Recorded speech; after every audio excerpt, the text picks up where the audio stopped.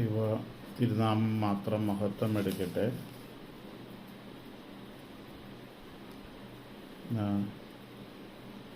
യോഹന്നാന്റെ സുവിശേഷം 4-ാം അധ്യായം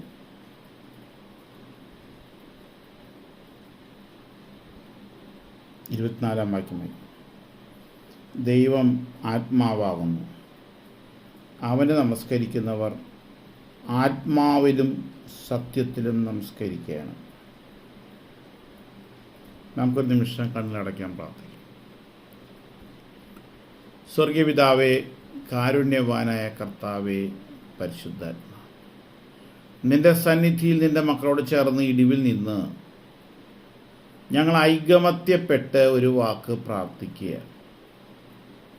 സ്വർഗത്തിനും ഭൂമിക്കും നാഥനും സ്വർഗസ്ഥനും ആയ ഞങ്ങളുടെ പിതാവേ, അങ്ങയുടെ പുത്രൻ്റെ നാമത്താൽ അവിടുന്ന് ഞങ്ങളെ കാത്തുകൊള്ളണമേ. ഞാനും എൻ്റെ കുടുംബവുമോ ഞങ്ങൾ യഹോവയെ സേവിച്ചു. കർത്താവേ, അവിടുന്ന് ഞങ്ങളെ അഭിഷേകം ചെയ്യണം. അവിടുത്തെ ആത്മാവാ ഞങ്ങളെ നിറയ്ക്കണം. ദൈവം ആത്മാവാകുന്നു. ആത്മാവാകുന്ന ദൈവത്തെ സത്യത്തിലും ആത്മാവിലും ആരാധിക്കുമെന്നുള്ള സത്യവചനം കർത്താവ്, ഈ ചെറിയ ഗ്രൂപ്പാണ് ഞങ്ങളിപ്പോൾ, ഞങ്ങളിൽ ഇത് നിവൃത്തിയാക്കി അനുഗ്രഹിക്കുമാറാകണമെന്ന് പ്രാർത്ഥിക്കുക. കർത്താവെ, യുവാക്കളുടെ മീറ്റിംഗ് ആണല്ലോ, യുവതികളാണ് കൂടുതൽ ഉള്ളത്. കർത്താവെ, ജിയ എബി എന്ന അതിനകത്തൊരു മകൾക്ക് നേഴ്സിംഗ് അഡ്മിഷൻ കിട്ടേണ്ട ആവശ്യതയുണ്ട്. കർത്താവെ, ആ മകളോട് നീ കരുണ കാണിച്ച്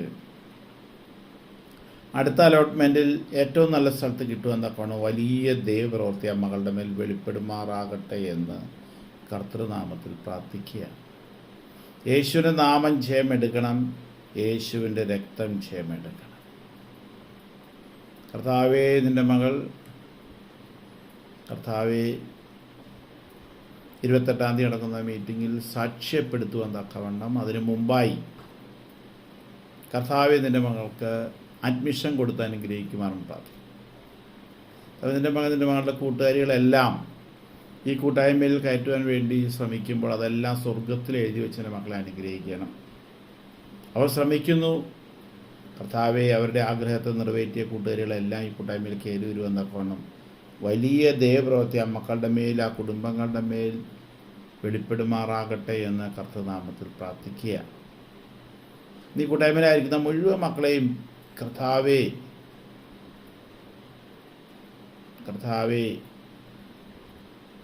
ജിയ എബി, അനീത്തി, നീനു കുഞ്ഞ്, കർത്താവെ, അതുപോലെ തന്നെ സൂസൻ്റെ മകൾ, കർത്താവെ, ആ മകളെയും പ്രത്യേകം സമർപ്പിക്കുക. കുടുംബമായവരെല്ലാം അനുഗ്രഹിക്കണം. കൂട്ടായ്മയിൽ കയറിയിട്ടുള്ള എല്ലാവരെയും തന്നെ കർത്തൃനാമത്തിൽ അനുഗ്രഹിച്ച് പ്രാർത്ഥിക്കുകയാണ്. എല്ലാവരും തന്നെ കർത്താവിനെ അറിഞ്ഞ് അനുഭവിച്ച് അനേകരിലേക്ക് കർത്താവിനെ വെളിപ്പെടുത്തി കൊടുക്കുന്ന ഒരു ശുശ്രൂഷകരായി രൂപാന്തരം പ്രാപിക്കണം. ദൈവശക്തി നിൻ്റെ മക്കളുടെ മേൽ വെളിപ്പെടണം. കർത്താവ്, ഇപ്പോൾ കൂട്ടായ്മയിൽ കയറിക്കൊണ്ടിരുന്ന അനുബ്രദറിൻ്റെ മക്കൾ കർത്താവ് അവണ്ണം തന്നെ കർത്താവിനുബ്രദറിൻ്റെ സിസ്റ്റർ കർത്താവ് അനുവിൻ്റെ മക്കൾ കർത്താവിന് കയറിയിട്ടില്ലാത്ത അവരെയും പ്രത്യേകം സമർപ്പിച്ച് പ്രാർത്ഥിക്കുക. തടസ്സങ്ങൾ മാറി ഒരു ഗ്രൂപ്പിൽ കയറുവാനും ആത്മീയമായി നല്ല വർധനവ് ആ മക്കളുടെ മേൽ കണ്ടതാണല്ലോ കർത്താവ്. അവരെ പ്രത്യേകം ഒരു ദിവസവും മുടങ്ങാതെ കൂട്ടായ്മയിൽ കൂട്ടിവരുത്തണമേ എന്ന് കർത്തൃനാമത്തിൽ പ്രാർത്ഥിക്കുക. അവർ കയറിക്കൊണ്ടിരുന്ന മുഴുവൻ പേരെയും സമർപ്പിക്കുക. ആരൊക്കെ യൂട്യൂബിലൂടെ കേൾക്കുന്നു അവരെയും സമർപ്പിക്കുക. അനുഗ്രഹിക്കണമേ, ഏറ്റെടുക്കണമേ. അവരെല്ലാം കർത്താവ് വചനം കേൾക്കുന്ന മുഴുവൻ പേരെയും അവരുടെ തലമുറകളെയും അനുഗ്രഹിക്കണം. അവരുടെ ഭാരങ്ങൾ എന്താണോ, വേദനകൾ എന്താണോ, ആ മേഖലകളിലെല്ലാം ദൈവകൃപ വ്യാപരിച്ച് കർത്താവിനെ സാക്ഷ്യപ്പെടുത്തുവാൻ മാറി നിന്ന് കേൾക്കുകയല്ല, ഡയറക്റ്റ് കയറി വന്ന് കേട്ട് കർത്താവിനെ മഹത്വീകരിപ്പാൻ തക്കവണ്ണം വലിയ ദൈവപ്രവൃത്തിൻ്റെ മക്കളുടെ മേൽ വെളിപ്പെടുമാറാകട്ടെ എന്ന് പ്രാർത്ഥിക്കും. ദൈവത്തിൻ്റെ മുമ്പിൽ നാണിക്കുന്നവനെ ദൈവം നാണിക്കുമെന്നാണല്ലോ വചനം പറയുന്നത്. അതുകൊണ്ട് കർത്താവേ, നിൻ്റെ മക്കൾ നേരെ യൂട്യൂബിൽ കയറി ഇത് കാണുവാനും കേൾക്കുവാനും വചനം കൈക്കൊള്ളുവാനും എല്ലാം നിൻ്റെ മക്കൾക്ക് വെളിപ്പാട് കൊടുത്ത് അനുഗ്രഹിക്കുമാറാണ് പ്രാർത്ഥിക്കുന്നു. ഇന്ന് കർത്താവ് പല്ലെടുത്ത മറിയം എന്ന് പറഞ്ഞ മകളെയും പ്രത്യേകം സമർപ്പിക്കുക. കർത്താവ് പെട്ടെന്ന് സൗഖ്യം കൊടുത്ത് അനുഗ്രഹിക്കുമാറാകണമേ എന്ന് കർത്തൃനാമത്തിൽ പ്രാർത്ഥിക്കുകയാണ്. പൂർണ്ണ സൗഖ്യവും സമാധാനം കൊടുക്കണം. ഒപ്പം മകളുടെ ബ്രദർ ആയിരിക്കുന്ന കർത്താവെ ആ മകനെയും സമർപ്പിക്കുക. കർത്താവെ ആ മകനോട് നീ കരുണ കൃപ കാണിക്കുന്നു. കൂട്ടായ്മ കയറിയിട്ടുള്ളവരെയും ഇനി കയറുവാനിരിക്കുന്നതായ കർത്താവെ ഇപ്പോൾ പറഞ്ഞ GIBയുടെ എല്ലാ കൂട്ടുകാരികളെയും സമർപ്പിക്കുക. അവരും ഇതിനകത്ത് കയറി വരുവാൻ, ദൈവകൃപ പ്രാപിപ്പാൻ, ദൈവശക്തി വ്യാപരിപ്പാൻ, ദൈവസാന്നിധ്യം വ്യാപരിപ്പാൻ, അനേകരുടെ മുമ്പാകെ ക്രിസ്തുവിൻ്റെ സാക്ഷിയാകുവാൻ ദൈവമേട വരുത്തുമാറാകണമെന്ന് പ്രാർത്ഥിക്കുന്നു. അതുപോലെ നീനുവിനെയും അനീത്തിയെയും കർത്താവെ മറ്റ് സഹോദരിയെയും എല്ലാം പ്രത്യേകം സമർപ്പിക്കാൻ അനുഗ്രഹിക്കണമേ. കുടുംബമായി സമർപ്പിക്കുന്നു, അനുഗ്രഹിക്കണമേ. കൂട്ടായ്മ എല്ലാവരെയും കുടുംബമായി സമർപ്പിക്കുന്നു, അനുഗ്രഹിക്കണമേ. ലളിദാസിനെയും കുടുംബത്തെയും സമർപ്പിക്കുന്നു, ഷാരോണിനെയും സ്നേഹങ്ങളെ സമർപ്പിക്കുന്നു, ദീപനെ സമർപ്പിക്കുന്നു, അനുഗ്രഹിക്കണമേ. പ്രാർത്ഥനയുടെ സ്തോത്രം. എല്ലാം കർത്താവ് യേശു ക്രിസ്തുവിനുള്ള സംസാരിക്കുന്നവരുടമേ. ആമേൻ. ദൈവത്തിരുനാമം മാത്രം മഹത്വം എടുക്കട്ടെ. വായിച്ച വേദഭാഗം, ദൈവം ആത്മാവാകുന്നു, അവനെ നമസ്കരിക്കുന്നവർ ആത്മാവിലും സത്യത്തിലും നമസ്കരിക്കണം എന്ന് കർത്താവ് നമ്മെ ഓർമ്മപ്പെടുത്തി. ദൈവം ആത്മാവാണ്. എന്നാൽ അത് പറഞ്ഞിട്ട് താഴത്തേക്ക് പറയുക, സ്ത്രീ അവനോട്, മശിഹ എന്ന് വെച്ചാൽ ക്രിസ്തു വരുന്നു എന്ന് ഞാൻ അറിയുന്നു, അവൻ വരുമ്പോൾ സകലവും അറിയിച്ചു തരുമെന്നും പറഞ്ഞു. അപ്പോൾ ക്രിസ്തു മശിഹയാണെന്നും ക്രിസ്തു വരുമ്പോൾ സകലവും അറിയിച്ചു തരുമെന്നുള്ള അറിവുള്ള ആളായിരുന്നു ശമര്യക്കാരി സ്ത്രീ. സകലവും അറിയിച്ചു തരും പറഞ്ഞു. യേശുവോട്, നിന്നോട് സംസാരിക്കുന്ന ഞാൻ തന്നെ മശിഹ എന്ന് പറഞ്ഞു. യേശു തന്നെ വെളിപ്പെടുത്തുക, ഞാൻ മശിഹയാണ്, ഞാൻ ദൈവമാണ്, ഞാൻ ക്രിസ്തുവാണ്. സകലവും ദൈവത്തെക്കുറിച്ചുള്ള സകലവും അറിയുന്നവൻ, ദൈവത്തിൻ്റെ അടുക്കൽ നിന്ന് വരുന്നവൻ, അവനാണ് ക്രിസ്തു, അവനാണ് മശിഹ. അങ്ങനെ ആൾ വരുമെന്നുള്ള മുന്നറിവ് ഈ ശമര്യക്കാരി സ്ത്രീക്കുണ്ടായിരുന്നു. ആ ക്രിസ്തു എന്ന് വെച്ചാൽ മശിഹ വരുന്നു, ക്രിസ്തു വരുന്നു. മശിഹ എന്ന് വെച്ചാൽ ക്രിസ്തു വരുന്നു എന്ന് ആണ് അവിടെ നമുക്ക് വെളിപ്പെടുത്തി തരുന്നത്. ദൈവ തിരുനാമം മാത്രം മഹത്വം എടുക്കട്ടെ. എന്നാൽ ഇവിടെ ദൈവം ആത്മാവാകുന്നു, അവനെ നമസ്കരിക്കുന്നു, ആത്മാവിനും സത്യത്തിലും ആരാധിക്കുക. എന്നാൽ ആ കാലത്തൊരു ആരാധന അവിടെ ഉണ്ടായിരുന്നു. ആ ആരാധനയെക്കുറിച്ച് അവിടെ 19 തൊട്ട് വായിക്കുമ്പോൾ നമുക്ക് കാണാനായിട്ട് കഴിയും. 19-20 തൊട്ട് വായിക്കുമ്പോൾ, ഞങ്ങളുടെ പിതാക്കന്മാർ ഈ മലയിൽ നമസ്കരിച്ചു വന്നു, നമസ്കരിക്കേണ്ടുന്ന സ്ഥലം യെരുശലേമിലാകുന്നു എന്ന് നിങ്ങൾ പറയുന്നു എന്ന് പറഞ്ഞു. അപ്പോൾ ഈ മലയിലാണ്, ശമര്യ മലയിലും യെരുശലേമിലുമായിരുന്നു അന്ന് നമസ്കരിച്ചു വന്നിരുന്നത്. എന്നാൽ നമസ്കരിക്കേണ്ടുന്ന സ്ഥലം യെരുശലേമിലാകുന്നു എന്ന് നിങ്ങൾ പറയുന്നു എന്ന് പറഞ്ഞു. യേശു അവരോട് പറഞ്ഞത്, സ്ത്രീയെ, എൻ്റെ വാക്ക് വിശ്വസിക്കുക.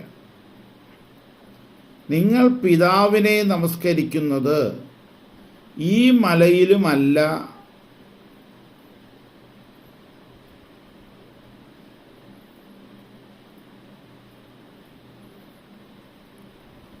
യെരുശലേമിലുമല്ല എന്നുള്ള നാഴിക വരുന്നു. ഇപ്പോൾ നിങ്ങൾ നമസ്കരിക്കുന്നത് യെരുശലേമിലാണ്, ക്രിസ്ത്യൻ ദേവാലയത്തിൽ പോയി നമസ്കരിക്കുന്നു. അതുപോലെ തന്നെ ശമര്യ മലയിൽ നമസ്കരിക്കുന്നു. ഇവിടെ യേശു പറയുക, നിങ്ങൾ പിതാവിനെ നമസ്കരിക്കുന്നത് ശമര്യ മലയിലുമല്ല, യെരുശലേമിലും അല്ല എന്നുള്ള നാഴിക വരുന്നു. യഥാർത്ഥത്തിൽ ദൈവത്തെ എങ്ങനെ നമസ്കരിക്കണം, ദൈവത്തെ ആരാധിക്കാൻ എന്താ ചെയ്യേണ്ടത്, എവിടെ പോയാൽ ദൈവത്തെ ആരാധിക്കാൻ കഴിയും എന്നുള്ളതെല്ലാം വ്യക്തമായി ഇവിടെ ശമര്യക്കാരി സ്ത്രീയിലൂടെ കർത്താവ് നമ്മളെ പഠിപ്പിക്കുകയാണ്. അപ്പോൾ അതിലൂടെ താഴത്തേക്ക് വായിക്കുമ്പോൾ, നിങ്ങളിപ്പോൾ അറിയാത്തതിനെ നമസ്കരിക്കുന്നു, ഞങ്ങളോ അറിയുന്നതിനെ നമസ്കരിക്കുന്നു. ഇപ്പോൾ നിങ്ങൾ ശമര്യമലയിലും യെരുശലേം ദേവാലയത്തിലും പോയി നിങ്ങൾ നമസ്കരിക്കുന്നുണ്ട്. പക്ഷെ നിങ്ങൾ അവിടെ പോയി നമസ്കരിക്കുന്ന അറിയാത്തതിനെയാണ്. യേശു പറയും, ഞങ്ങൾ അറിയുന്നതിനെ നമസ്കരിക്കുന്നു. യഥാർത്ഥമായി ദൈവത്തെ അറിഞ്ഞ് ദൈവത്തിൻ്റെ അടുക്കൽ നിന്ന് പുറപ്പെട്ടു വന്നവനാണ് യേശു. അപ്പോൾ ഞങ്ങൾ അറിയുന്നതിനെ നമസ്കരിക്കുന്നു. എന്നിട്ട് പറയുക, രക്ഷ യഹൂദന്മാരുടെ ഇടയിൽ നിന്നല്ലോ വരുന്നത്. രക്ഷ വരുന്നത് യഹൂദന്മാരുടെ ഇടയിൽ നിന്നല്ലോ. അങ്ങനത്തെ അറിവ് അവർക്കുണ്ട്. ഒരു രക്ഷകൻ വരും, അത് യഹൂദന്മാരുടെ ഇടയിൽ നിന്ന് പുറപ്പെട്ടു വരുമെന്നുള്ളൊരു അറിവ് അവർക്കുണ്ട്. എന്നിട്ട് പറയുക, എന്നിട്ടാണ് യേശു പറയുന്നത്, സത്യനമസ്കാരികൾ പിതാവിനെ ആത്മാവിലും സത്യത്തിലും നമസ്കരിക്കുന്ന നാഴിക വരുന്നു, ഇപ്പോൾ വന്നുമിരിക്കുന്നു. അപ്പം സത്യനമസ്കാരി, യഥാർത്ഥ നമസ്കാരികൾ ഇപ്പോൾ നിങ്ങൾ അറിയാത്തതിനെ യെരുശലേം ദേവാലയത്തിലും അറിയാത്തതിനെ നിങ്ങൾ ശമര്യമലയിലും പോയി ആരാധിക്കുക. ആരെങ്കിലും സമ്മതിക്കുമോ? അവർ ഈ മാതിരി ജനം യെരുശലേം വരെ വന്ന് പ്രാർത്ഥന നടത്തുക. അറിയാത്തതിനെയാണ് നിങ്ങൾ നമസ്കരിക്കുന്നതെന്ന് പറഞ്ഞാൽ ഉൾക്കൊള്ളാൻ പറ്റുമോ? അതാണ് അപ്പോസ്തല പ്രവൃത്തി 17 അധ്യായം 22 വാക്യം ഒന്ന് വായിക്കുക. അപ്പോസ്തല പ്രവൃത്തി 17:22. ഇവിടെ യേശു പറയുക, നിങ്ങൾ അറിയാത്തതിനെയാണ് നമസ്കരിക്കുന്നത്. യെരുശലേം ദേവാലയത്തിൽ പോയി വലിയ ആണ്ടിലൊരിക്കൽ നടക്കുന്ന ആ വലിയ പെരുന്നാളുകൾക്ക്, ആണ്ടിലൊരിക്കല പെരുന്നാളുകൾക്ക് യെരുശലേം ദേവാലയത്തിൽ പോകുന്നത്. അവരറിയാത്തതിനെയാണ് നമസ്കരിക്കുന്നതെന്ന് പറഞ്ഞാൽ എത്ര പേർക്കത് ഉൾക്കൊള്ളാൻ കഴിയും? പൗലോസ് അപ്പോസ്തലൻ പറയുന്നു 17:22, അപ്പോസ്തല പ്രവൃത്തി 17:22. വായിച്ചോ? നിങ്ങളാരെങ്കിലും വായിച്ചോ?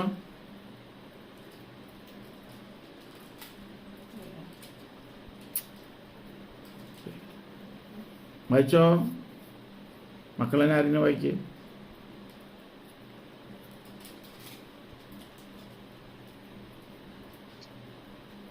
പുരുഷന്മാരെ, നിങ്ങൾ എല്ലാറ്റിലും അതിഭക്തന്മാർ എന്ന് ഞാൻ കാണുന്നു.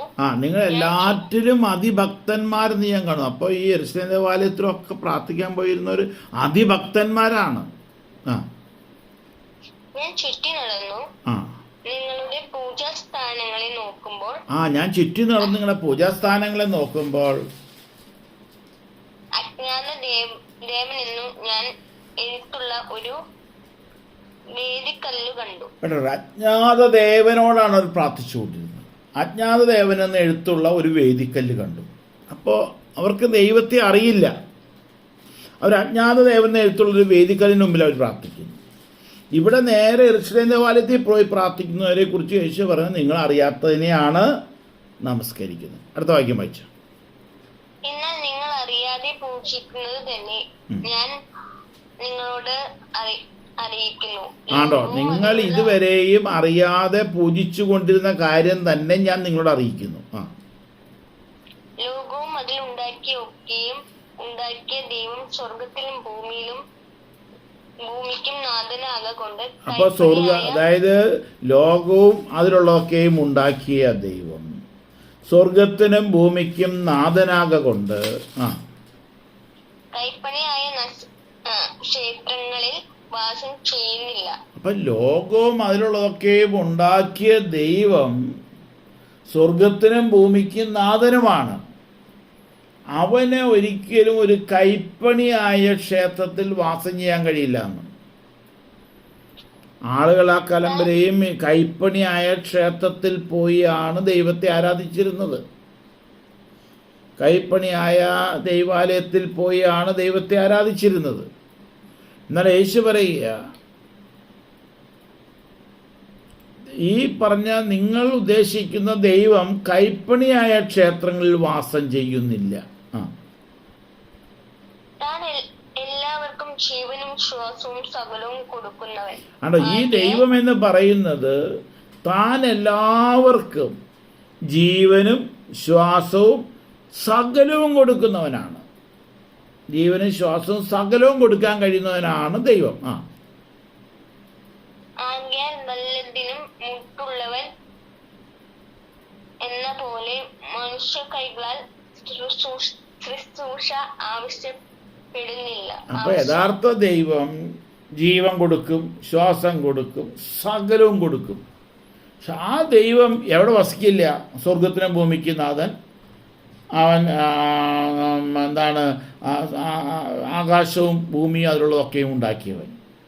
അവനൊരിക്കലും കൈപ്പണിയായ ക്ഷേത്രത്തിലോ കൈപ്പണിയായ ആലയങ്ങളിലോ ദൈവാലയങ്ങളിലോ അല്ല വസിക്കുന്നത്.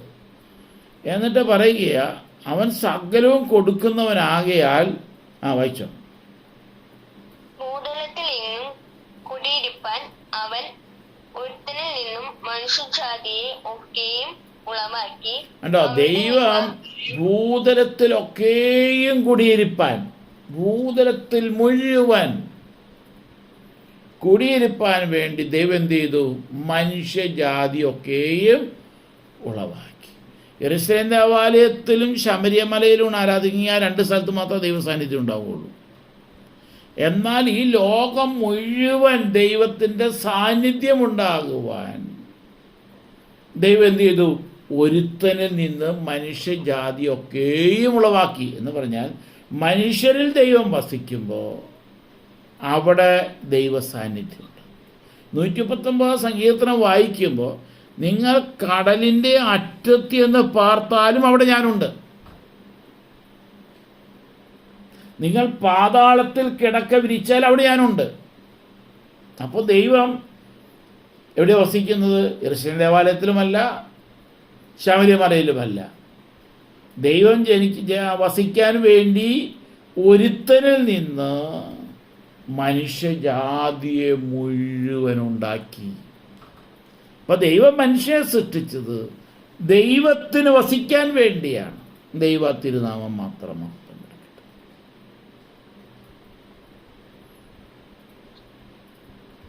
അപ്പോൾ ഈ ദൈവം അനേകർ വിശ്വസിക്കുന്നത് നമ്മിലൊന്നും ദൈവം വസിക്കുന്നില്ല. മനുഷ്യരിലാണ് ദൈവം. മനുഷ്യർ ഇന്ന് ദൈവത്തെ തപ്പി നോക്കി. അടുത്ത വാക്യം വായിച്ച്. അവരുടെ തിരുനിവാസത്തിന് അതിരുകളും കാലങ്ങളും നിശ്ചയിച്ചു. എന്നാൽ ദൈവത്തെ, അതായത് മനുഷ്യരുടെ നിവാസത്തിന് അതിരുകളും കാലങ്ങളും നിശ്ചയിച്ചു. അവർ ദൈവത്തെ തപ്പി നോക്കി. എന്നാൽ ലോകത്തിലുള്ള മനുഷ്യർ എന്ത് ചെയ്യുക? ദൈവത്തെ തപ്പി നോക്കി. ഇനി എവിടെ വേളാങ്കണ്ണി പോയാൽ കാണുമോ, അതിനി വേറെ ഏതെങ്കിലും സ്ഥലത്ത് പോയാൽ കാണുമോ എന്ന് വിചാരിച്ച് ഇങ്ങനെ മനുഷ്യർ മുഴുവൻ ഓടി അലഞ്ഞ് നടക്കുക. ആരെ തപ്പിയ പോണേ? ദൈവത്തെ തപ്പി. ദൈവം എവിടെ വസിക്കുന്നത്?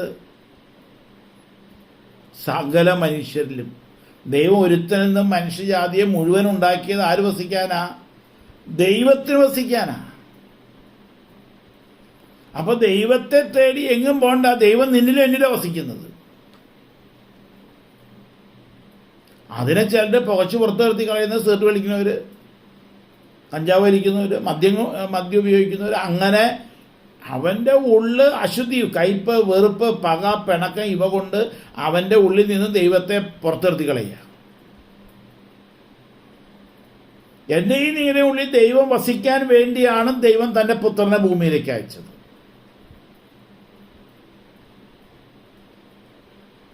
അതാണ് ദൈവത്തിൻ്റെ രക്ഷാകര പദ്ധതി എന്ന് പറയുന്നത്. ഓരോ വ്യക്തിയും ഇൻഡിവിജ്വലായി രക്ഷിപ്പാൻ ദൈവം തൻ്റെ പുത്രനെ ഭൂമിയിലേക്ക് അയച്ചു. എന്ത് ചെയ്തു? എല്ലാവരും പാപം ചെയ്ത് ദൈവം നഷ്ടപ്പെട്ടവരായി തീർന്നു. അങ്ങനെയായിരുന്ന ജനത്തെ വീണ്ടെടുത്ത് രക്ഷിപ്പാൻ പാപം മോചിച്ച് രക്ഷിപ്പാൻ യേശു മനുഷ്യനായി ജനിച്ചു. ദൈവം മനുഷ്യനായി ഭൂമിയിൽ പിറന്നു. അവനാണ് യേശു. എന്തിനു വേണ്ടിയാണ് യേശു പിറന്നത്? അവൻ നമ്മെ പാപത്തിൽ നിന്ന് രക്ഷിപ്പാനിരിക്കൊണ്ട് അവന് യേശു എന്ന് പേരിടണം.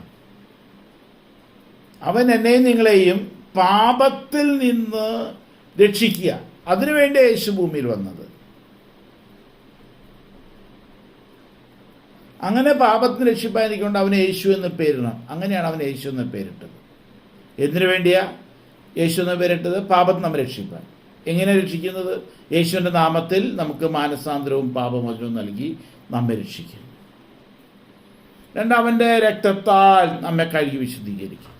മൂന്ന്, കർത്താവായ യേശുവിൻ്റെ നാമത്തിലും ദൈവത്തിൻ്റെ ആത്മാവിനെ നമ്മളെ കഴുകി വിശുദ്ധീകരണവും നീതീകരണവും നൽകിയ അനുഗ്രഹിക്കും. 5, സമാധാനത്തിൻ്റെ ദൈവമോ വേഗത്തിൽ സാത്താൻ നമ്മുടെ കാൽ കീഴെ ചതച്ച് കളയുന്നു. പാപ പ്രലോഭനം കൊണ്ടുവരുന്ന സാത്താനെ നമ്മുടെ കാൽ കീഴെ ചതച്ചു. 6, സമാധാനത്തിന് ദൈവം തന്നെ നിങ്ങളെ മുഴുവൻ ശുദ്ധീകരിക്കും. നിങ്ങളുടെ പ്രാണനും ആത്മാവും ദേഹവും കർത്താവിൻ്റെ പ്രത്യക്ഷതയിൽ, കർത്താവ് വീണ്ടും വരുമ്പോൾ അവൻ്റെ പ്രത്യക്ഷതയിൽ അനിന്യമായി നിന്നയില്ലാതെ വെളിപ്പെടും വണ്ണം എന്നെ നിങ്ങളെ കാക്കപ്പെടുമാറാകട്ടെ. ആമേൻ. ഇതാണ് ദൈവിക പദ്ധതി. ഇതാണ് ദൈവിക രക്ഷാകര പദ്ധതി. ഈ രക്ഷാകര പദ്ധതിയിൽ ഞാൻ നിങ്ങളും പങ്കാളികളാണോ എങ്കിൽ അവൻ നമ്മിൽ വസിക്കുന്നു, നാം അവനിലും വസിക്കുന്നു. അവൻ നമ്മിലും നാം അവനിലും വസിക്കുന്നു. ദൈവത്തിൽ നാം മാത്രം. അപ്പോൾ ഇവിടെ നമ്മൾ വായിച്ചത് ദൈവം ആത്മാവാകുന്നു. ആത്മാവിനെ നമസ്കരിക്കുന്നത് സത്യത്തിലും ആത്മാവിലും ആരാധിക്കുക. ആത്മാവാകുന്ന ദൈവം എവിടെ വസിക്കുന്നത്? ഇപ്പം നമ്മൾ കണ്ടെത്തി, നമ്മിലാണ്. നിങ്ങൾ ദൈവത്തിൻ്റെ മന്ദിരമെന്നും നിങ്ങളിൽ ദൈവത്തിൻ്റെ ആത്മാവ് വസിക്കുന്നു എന്നും അറിയുന്നില്ലയോ? ദൈവത്തിൻ്റെ മന്ദിരം നശിപ്പിക്കുന്നതിനെ ദൈവം നശിപ്പിക്കും. അപ്പം പാപം ചെയ്തുകൊണ്ട് ദൈവത്തെ സത്യത്തിൽ ആത്മാവിൽ ആരാധിക്കാൻ പറ്റുമോ? ഇല്ല. പാപത്തെ, തൻ്റെ ലംഘനങ്ങളെ മറയ്ക്കുന്നതിന് ചുമൽ ഏറ്റുപറഞ്ഞ് ഉപേക്ഷിക്കുന്നതിന് കാരണം ലഭിക്കും.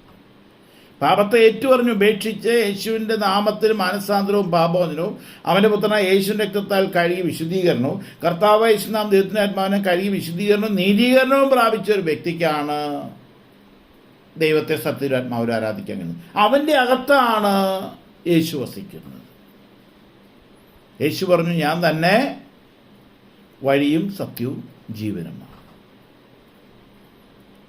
അപ്പോൾ യേശു സത്യമായി നമ്മിൽ വസിക്കുന്നു. യേശുവിനെ കുറിച്ച് യെശയ്യാ പറഞ്ഞു, അവൻ അത്ഭുത മന്ത്രി, വീരനാന്തയം. അവൻ വീരനായ ദൈവമായി നമ്മിൽ വസിക്കുന്നു. അപ്പോൾ ദൈവം ആത്മാവാകുന്നു എന്ന് പറഞ്ഞു. അപ്പം യേശു ആത്മാവാണോ? ദൈവം ആത്മാവാകുന്നു, ആത്മാവ് നമ്മിൽ വസിക്കുന്നു. അതുകൊണ്ട് നാം ദൈവത്തെ ആത്മാവിൽ സത്യത്തിൽ ആരാധിക്കും. ഇനി യേശു ആത്മാവാണോ നോക്കാം. 2 കൊരിന്ത്യർ ലേഖനം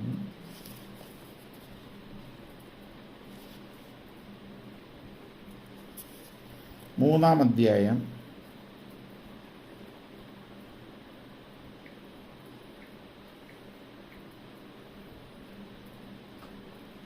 15 വായിക്കാം.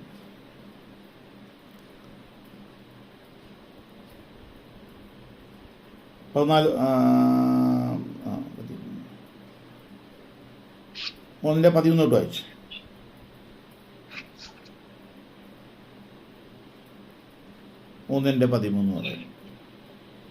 നീങ്ങിപ്പോകുന്നതിന്റെ അന്തം ഇസ്രായേൽ മക്കൾ കാണാതെ വണ്ണം മോശ തന്റെ മുഖത്ത് മൂടുപടം ഇട്ടതുപോലെയല്ല, എന്നാൽ അവരുടെ മനസ്സ് കഠിനപ്പെട്ടു പോയി. തൻ്റെ മുഖത്ത് മൂടുപെട്ടത് പോലെയല്ല, എന്നാൽ അവരുടെ മനസ്സ് കഠിനപ്പെട്ടു പോയി. പഴയ നിയമം വായിക്കുമ്പോഴൊക്കെയും ആ മൂടുപടം നീങ്ങാതെ ഇന്ന് വരെ ഇരിക്കുന്നു. ആ മൂടുപടം ഇന്ന് വരെ നീങ്ങാതെ ഇരിക്കുന്നു. പഴയ നിയമം വായിക്കുമ്പോഴൊക്കെയും അത് ക്രിസ്തുവിൽ നീങ്ങിപ്പോകും. നീങ്ങിപ്പോകുന്നു. കണ്ടോ, ഈ മൂടുപടം എവിടെ നീങ്ങുന്നു? ക്രിസ്തുവിൽ നീങ്ങിപ്പോകുന്നു. ഈ മൂടുപടം നീങ്ങിയാലേ നമുക്ക് കർത്താവിനെ സത്യാത്മാവിൽ ആരാധിക്കാൻ പറ്റുള്ളൂ. വായിച്ചെടുത്ത വാക്യം. മോശയുടെ പുസ്തകം വായിക്കുമ്പോൾ മൂടുപടം ഇന്നയോളം അവരുടെ ഹൃദയത്തിന്മേൽ കിടക്കുന്നു. കണ്ടോ, മോശയുടെ പുസ്തകം വായിക്കുമ്പോൾ ഒക്കെയും എന്താണ്? ഈ മൂടുപടം ഇന്നയോളം അവരുടെ മേൽ കിടക്കുക. കർത്താവിലേക്ക് തിരിയുമ്പോൾ മൂടുപടം നീങ്ങിപ്പോകും. അപ്പോൾ ഒരു വ്യക്തിയുടെ രക്ഷാകര പദ്ധതി ഒരുക്കിയത് എവിടെയാ? കാൽവരി യാഗത്തിലൂടെയാണ്. കാരണം പാപത്തെ മോചിച്ചപ്പോഴാണ് നമുക്ക് ഈ രക്ഷാകര പദ്ധതിയിൽ പങ്കാളിയാകാൻ കഴിയുന്നത്. അപ്പം കർത്താവിലേക്ക് തിരിയുമ്പോൾ ഒരു വ്യക്തിയുടെ മൂടുപടം നീങ്ങിപ്പോകുന്നു. മൂടുപടം ഇട്ടുകൊണ്ട് ഒരിക്കലും ദൈവത്തെ സത്യത്തിലും ആത്മാവിൽ ആരാധിക്കാൻ കഴിയില്ല. എന്നാൽ കർത്താവിലേക്ക് തിരിഞ്ഞൊരു വ്യക്തിക്ക് മൂടുപടം നീങ്ങിപ്പോവുകയാണ്. വായിച്ചോ. കണ്ടോ, കർത്താവ് ആരാണ്? ആത്മാവാകുന്നു. അപ്പൊ യേശു ആത്മാവാകുന്നു. നേരത്തെ യേശു പറഞ്ഞു ദൈവം ആത്മാവാകുന്നു. ഇവിടെ അപ്പോസ്തലൻ യേശുവിനെ കുറിച്ച് പറയുക, യേശു ആത്മാവാകുന്നു, യേശു സത്യമാകുന്നു, യേശു ആത്മാവാകുന്നു. അടുത്ത വാക്യം. കണ്ടോ, കർത്താവിൻ്റെ ആത്മാവ്, യേശുവിൻ്റെ ആത്മാവ് ഒരു വ്യക്തിയിൽ വന്നാൽ അവിടെ എന്തുണ്ട്? സ്വാതന്ത്ര്യം ഉണ്ട്. പുത്രത്വത്തിന് ആത്മാവ് വരുമ്പോഴാണ് നമ്മെ അടിമത്വത്തിൽ നിന്ന് വിടുവിക്കുന്നത്, നമ്മളെ സ്വതന്ത്രയാക്കുന്നത്. അബ്ബാ പിതാവേ എന്ന് വിളിക്കുന്ന പുത്രത്വത്തിന് ആത്മാവിനെ നമ്മുടെ ഉള്ളിൽ ലഭിച്ചപ്പോൾ നമുക്ക് പിതാവിലേക്ക് പ്രവേശനം ലഭിച്ചു, ദൈവത്തെ പിതാവെന്ന് വിളിക്കാനുള്ള യോഗ്യത ലഭിച്ചു. അതാണ് പറഞ്ഞിരിക്കുന്നത്, കർത്താവ് ആത്മാവാകുന്നു, കർത്താവിൻ്റെ ആത്മാവുള്ളിടത്ത് സ്വാതന്ത്ര്യമുണ്ട്. അപ്പം കർത്താവിൻ്റെ ആത്മാവ്, പുത്രത്വത്തിൻ്റെ ആത്മാവ് എൻ്റെയും നിങ്ങളുടെയും ഉള്ളിൽ വന്നിട്ടുണ്ടെങ്കിൽ നമുക്ക് സ്വാതന്ത്ര്യമുണ്ട്. ആരാ സ്വാതന്ത്ര്യം നൽകുന്നത്? പുത്രൻ നിങ്ങൾക്ക് സ്വാതന്ത്ര്യം വരുത്തിയാൽ നിങ്ങൾ സാക്ഷാൽ സ്വതന്ത്രരാകും. അപ്പോൾ യേശു നമ്മളെ സ്വതന്ത്രയാക്കണം. എങ്കിൽ മാത്രമേ നമുക്ക് യേശുവിനെ, ആത്മാവാകുന്ന യേശുവിനെ, ആത്മാവാകുന്ന ദൈവത്തെ സത്യത്തിലും ആത്മാവിലും ആരാധിക്കാൻ കഴിയും. അടുത്ത വാക്യം. എന്നാൽ മൂടുപടം നീങ്ങിയ മുഖത്ത് കർത്താവിന്റെ തേജസ്സിനെ കണ്ണാടി പോലെ പ്രതിബിംബിക്കുന്നവരായി നാം എല്ലാവരും ആത്മാവാകുന്ന കർത്താവിന്റെ ദാനമായി തേജസ്സിന്മേൽ തേജസ് പ്രാപിച്ച് അതേ പ്രതിമയായി രൂപാന്തരപ്പെടുന്നു. കണ്ടോ, ഈ ആത്മാവാകുന്ന തേജസ്, കർത്താവിന്റെ തേജസ്സിനെ കണ്ണാടി മൂടുപടം നീങ്ങി, കർത്താവ് നമ്മളെ സ്വതന്ത്രയാക്കി. കർത്താവിന്റെ ആത്മാവിനോടത്ത് എന്തുണ്ട്? സ്വാതന്ത്ര്യമുണ്ട്. അപ്പം കർത്താവിൻ്റെ ആത്മാവിനെ നമ്മൾ സ്വീകരിച്ചപ്പോൾ നമ്മൾ സ്വതന്ത്രരായി. അങ്ങനെ സ്വതന്ത്രരായ നാം മൂടുപടം നീങ്ങിയ മുഖത്ത് കർത്താവിൻ്റെ തേജസ്സിനെ കണ്ണാടി പോലെ പ്രതിബിംബിക്കുന്നവരായി നാം എല്ലാവരും ആത്മാവാകുന്ന കർത്താവിൻ്റെ ദാനമായി. കണ്ടോ, കർത്താവ് ആരാകുന്നു? ആത്മാവാകുന്നു. ആത്മാവാകുന്ന കർത്താവിൻ്റെ ദാനമായി തേജസ്സമേ തേജസ് പ്രാപിച്ച് അതേ പ്രതിമ, കർത്താവായ യേശു ക്രിസ്തുവിൻ്റെ അതേ പ്രതിമ, ദൈവത്തിൻ്റെ സ്വരൂപത്തിലും സാദൃശ്യത്തിലുമാണ് മനുഷ്യനെ സൃഷ്ടിച്ചത്. പാപം ചെയ്തപ്പോൾ ആ ദൈവത്തിൻ്റെ സാദൃശ്യവും സ്വരൂപവും ആർക്ക് നഷ്ടപ്പെട്ടു? ആദമിന് നഷ്ടപ്പെട്ടു. എന്നിട്ട് ശേത്തിനെ സൃഷ്ടിച്ചപ്പോൾ ദൈവത്തിൻ്റെ സാദൃശ്യത്തിലല്ല ശേത്ത് ജനിച്ചത്. ആദമിൻ്റെ തേജസ് നഷ്ടപ്പെട്ട ആദമിൻ്റെ സാദൃശ്യത്തിലാണ് ശേത്ത് ജനിച്ചത്. പിന്നീടുള്ള തലമുറ മുഴുവൻ തേജസ് നഷ്ടപ്പെട്ട ആദമിൻ്റെ തേജസ്സിലാണ്, ആദമിൻ്റെ സാദൃശ്യത്തിലാണ് മനുഷ്യൻ ജനിച്ചത്. എന്നാൽ ആ ആദമിൻ്റെ സാദൃശ്യം, യഥാർത്ഥ സാദൃശ്യം ദൈവത്തിൻ്റെ സാദൃശ്യമായിരുന്നു. പാപം ചെയ്തപ്പോൾ നഷ്ടപ്പെട്ടു പോയി. എന്നാൽ ആ ആദമിൻ്റെ സാദൃശ്യം ഏതാണ്? ആദമിനെ സൃഷ്ടിച്ച് വർഷങ്ങൾക്ക് ശേഷം ദൈവം മനുഷ്യനായി ജനിച്ച യേശുവിൻ്റെ സാദൃശ്യത്തിലാണ്. യേശു ജനിക്കുന്നതിന് വർഷങ്ങൾക്ക് മുമ്പേ ആദമിനെ സൃഷ്ടിച്ചത്. ഹല്ലേലൂയ. അപ്പോൾ ഇവിടെ വായിച്ച വാക്യത്തിലേക്ക് നമ്മളൊന്ന് ശ്രദ്ധിച്ചാൽ മനസ്സിലാക്കാൻ കഴിയും. കർത്താവിൻ്റെ ദാനമായി തേജസ് പ്രാപിച്ച് അതേ പ്രതിമയായി. അപ്പോൾ ആരുടെ ദൈവത്തിൻ്റെ സാദൃശ്യ സ്വരൂപം എന്ന് പറഞ്ഞാൽ ആരുടെ സാദൃശ്യ സ്വരൂപ? കർത്താവായ യേശു ക്രിസ്തുവിൻ്റെ സാദൃശ്യവും സ്വരൂപത്തിലുമാണ് ദൈവം മനുഷ്യനെ സൃഷ്ടിച്ചത്. അങ്ങനെ കർത്താവിൻ്റെ ദാനമായി തേജസ് പ്രാപിച്ച് അതേ പ്രതിമയായി, ആരുടെ പ്രതിമയായി? കർത്താവിൻ്റെ അതേ പ്രതിമയായി രൂപാന്തരപ്പെടുന്നു. ആമേൻ. ദൈവ തിരുനാമം മാത്രം മഹത്വം. അങ്ങനെ രൂപാന്തരം പ്രാപിച്ചൊരു വ്യക്തിക്കാണ് ദൈവത്തെ സത്യത്തിലും ആത്മാവിലും ആരാധിക്കാൻ കഴിയണം. ആത്മാവാകുന്ന കർത്താവ് നമ്മിൽ വാസം ചെയ്യും. അത് കർത്താവിലേക്ക് തിരിയുമ്പോഴാണ് കർത്താവിൻ്റെ ആത്മാവ് മുന്നിൽ വരുന്നത്. കർത്താവിലേക്ക് തിരിയുന്നത് എങ്ങനെയാണ്? ആകയാൽ അപ്പോസ്തലപ്രവൃത്തി 3:19 ഈ വായിച്ച് നമുക്ക് ക്ലോസ് ചെയ്യാം.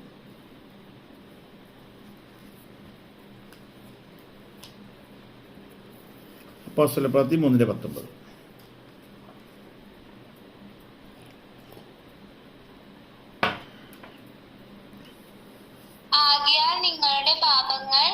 ആകയാൽ നിങ്ങളുടെ പാപങ്ങൾ മാഞ്ഞു കിട്ടേണ്ടതിന്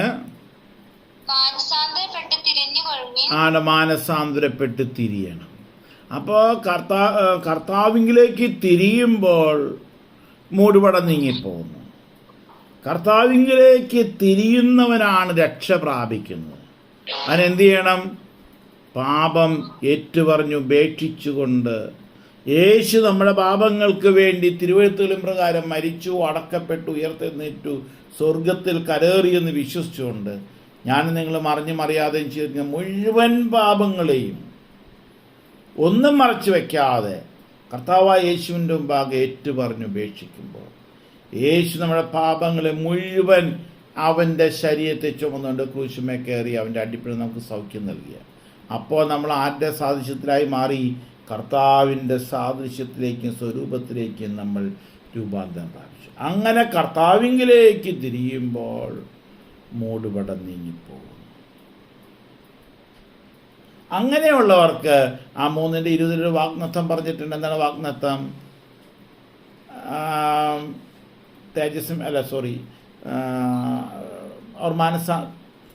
മനസാന്തരപ്പെട്ട് കർത്താവിലേക്ക് തിരിഞ്ഞ് എന്നാൽ കർത്താവിൻ്റെ സമ്മുഖത്ത് നിന്ന് ആശ്വാസകാലങ്ങൾ വരികയും നിങ്ങൾക്ക് മുൻനിയമിക്കപ്പെട്ട ക്രിസ്തുവായ യേശുവിനെ നിങ്ങളുടെ ഹൃദയങ്ങളിലേക്ക് അയക്കുകയും ചെയ്യും. ആമേൻ. അപ്പോൾ ഈ കേട്ടതുപോലെ കർത്താവായ യേശുവിൽ വിശ്വസിച്ചുകൊണ്ട് അറിഞ്ഞും അറിയാതെയും ചെയ്തു പോയ മുഴുവൻ പാപങ്ങളും ഏറ്റുപറഞ്ഞുപേക്ഷിക്കണം. ഉള്ളിൻ്റെ ഉള്ളിൽ പോലൊരു വെറുപ്പോ കയ്പോ പകയോ പിണക്കമോ ഉണ്ടാകരുത്. എന്നിട്ട് കർത്താവിലേക്ക് തിരിയണം. അവിടെ എവിടെയും തിരിഞ്ഞാൽ രക്ഷയില്ല. ഈ ലോകത്തിലെ മനുഷ്യനായി ജനിച്ചവരിലേക്കാണ് തിരിയുന്നത്, രക്ഷയില്ല. അങ്ങനെ കർത്താവിലേക്ക് തിരിയുമ്പോൾ നിങ്ങളുടെ മൂടുപടം നീങ്ങിപ്പോകും. കണ്ണാടി പോലെ പ്രതിബിംബിക്കുന്നവരായി തേജസ്സിന്മേൽ തേജസ് പ്രാപിച്ചവരായി കർത്താവിൻ്റെ അതേ പ്രതിമയായി രൂപാന്തരം പ്രാപിക്കും. അങ്ങനെയുള്ളവർ അവരുടെ അകത്ത് കർത്താവിൻ്റെ ആത്മാവുണ്ട്. അങ്ങനെയുള്ളവർക്കാണ് ദൈവത്തെ സത്യത്തിലും ആത്മാവിലും ആരാധിക്കാൻ കഴിയും. നമുക്ക് പ്രാർത്ഥിക്കാം. സ്തോത്രം, സ്തോത്രം. സ്വർഗീയ പിതാവേ, കാരുണ്യവാനായ കർത്താവേ, പരിശുദ്ധ നിന്റെ സന്നിധിയിൽ നിന്റെ മക്കളോട് ചേർന്ന് ഇടിവിൽ നിന്ന് ഞങ്ങൾ ഐക്യമത്യപ്പെട്ട് പ്രാർത്ഥിക്കുക. കവി എലിദാസൻ നിന്റെ മക്കൾക്ക് കൊടുത്ത ക്ലാസ് അവർക്ക് വെളിപ്പെടണമെങ്കിൽ പരിശുദ്ധാത്മാവ് അവർക്ക് വെളിപ്പെടുത്തി കൊടുക്കണം. നിന്റെ നാമത്തിൽ ഇടിവിലിരുന്ന് ഈ എലിദാസൻ പ്രാർത്ഥിക്കുക. കർത്താവെ, പരിശുദ്ധാത്മാവിനെ അയച്ച് ഈ നിമിഷം മുതൽ നിന്റെ മക്കൾ ആത്മാവിനും സത്യത്തിലും ദൈവത്തെ ആരാധിപ്പാൻ കർത്താവിലേക്ക് തിരിഞ്ഞ് മൂടുപടം നീങ്ങിയ മുഖത്ത് കണ്ണാടി പോലെ പ്രതിബിംബിക്കുന്നവരായി തേജസ് പ്രാപിച്ച ദൈവമക്കളായി രൂപാന്തരം പ്രാപിപ്പാൻ തക്കവണ്ണം ഒരുത്തുമാറാകണം പ്രാർത്ഥിക്കുന്നു. അങ്ങനെ ക്രിസ്തുവിൻ്റെ അതേ പ്രതിമയായി ദൈവത്തെ സത്യത്തിലും ആത്മാവിലും ആരാധിപ്പാൻ തക്കവണ്ണം നിന്റെ മക്കളുടെ മേൽ അഭിഷേകം വ്യാപരിക്കട്ടെ എന്ന് പ്രാർത്ഥിക്കും. കൃപ വ്യാപരിക്കട്ടെ എന്ന് പ്രാർത്ഥിക്കും. അവൻ്റെ നിറവിനും കൃപമേൽ കൃപ പ്രാപിക്കട്ടെ എന്ന് പ്രാർത്ഥിക്കും. ഗളിദാസിനെ സമർപ്പിക്കട്ടെ. നിന്റെ മക്കൾക്ക് ഓരോരുത്തർക്കും പല ഭാരമുണ്ട്. നീനുവിന് കൈവേദനയുണ്ട്. നിന്റെ മകളുടെ ശരീരത്തിലെ സകല രോഗങ്ങളെയും യേശുവെ അവിടുന്ന് തൻ്റെ ശരീരത്തിൽ ചുമന്നുകൊണ്ട് ക്രൂശുമേക്കരുത് തൻ്റെ അടിപ്പിണരുകളാൽ കർത്താവെ പൂർണ്ണ സൗഖ്യം കൊടുത്ത് അനുഗ്രഹിക്കുമാറാകണമേ എന്ന് കർത്തൃനാമത്തിൽ പ്രാർത്ഥിക്കുക.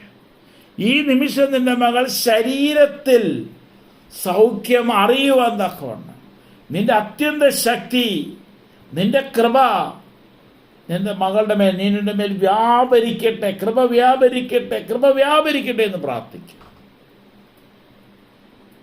പഠിച്ചുകൊണ്ടിരിക്കുന്ന എല്ലാ മക്കളുടെ മേലും ദൈവസാന്നിധ്യം വ്യാപരിക്കട്ടെ. പരീക്ഷ കഴിഞ്ഞൊരു അഡ്മിഷന് വേണ്ടി ശ്രമിക്കുന്ന മകളുടെ മേൽ, അവരുടെ കൂട്ടുകാരുടെ മേൽ ദൈവകൃപ വ്യാപരിക്കട്ടെ. അവണ്ണം തന്നെ കർത്താവേ, ജോലിക്ക് വേണ്ടി ശ്രമിക്കുന്ന നീനുവിന് ഈ സമയം യോഗ്യമായൊരു ജോലി കൊടുത്ത് നിന്റെ മകളെ അനുഗ്രഹിക്കണമെന്ന് പ്രാർത്ഥിക്കും. നിന്റെ മകളെ ബലപ്പെടുത്തണമെന്ന് പ്രാർത്ഥിക്കും. അനിത്യയെ സമർപ്പിക്കുക. ജിയയുടെ അനിത്യയെ സമർപ്പിക്കും. ജിൻസിയെയും സമർപ്പിക്കും. അനുഗ്രഹിക്കുക. കുടുംബമായി അനുഗ്രഹിക്കുക. എൻ്റെ മക്കളുടെ ഭാവിയെല്ലാം കർത്താവെ അവിടുന്ന് ഏറ്റെടുത്ത് എൻ്റെ മക്കൾക്ക് വെളിപ്പെടുത്തി കൊടുത്ത് അനുഗ്രഹിക്കും. അവിടുത്തെ തൃപ്പാദത്തിൽ പുഴുവൻ താഴ്ത്തി ഏൽപ്പിക്കും. പ്രാർത്ഥന കേട്ടതിനായി സ്തോത്രം. എല്ലാം കർത്താവായ യേശു ക്രിസ്തുവിൻ്റെ അൻപുള്ള നാമത്തിൽ താഴ്മയുടെ ചോദ്യം കൃപയോടെ കേട്ടുത്തരമല്ലേണമേ. ആമേൻ. സമാധാനത്തിൻ്റെ കർത്താവായവൻ താൻ ഞങ്ങൾക്കെല്ലാവർക്കും എല്ലായ്പ്പോഴും എല്ലാറ്റിലും എന്നേക്കും സമാധാനം നൽകുമാറാകട്ടെ. കർത്താവായ യേശു ക്രിസ്തു ഞങ്ങൾ ഓരോരുത്തരോടുകൂടിയും ഇന്നും എന്നാളും ഉണ്ടായിരിക്കുമാറാകട്ടെ. ആമേൻ. ദൈവം അനുഗ്രഹിക്കട്ടെ. നമുക്ക് വീണ്ടും നാളെ കാണാം.